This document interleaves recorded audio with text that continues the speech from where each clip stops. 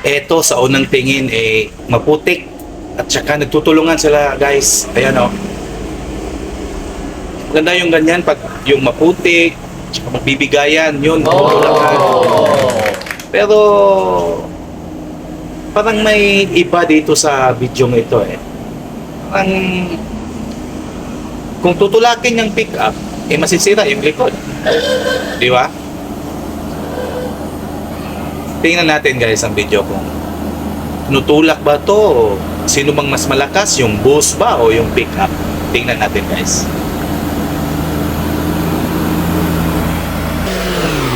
O diba? Matindi pala tong pickup na to at very malakas yung makina. Ganyan na pickup ang bibili. Ganyan klase.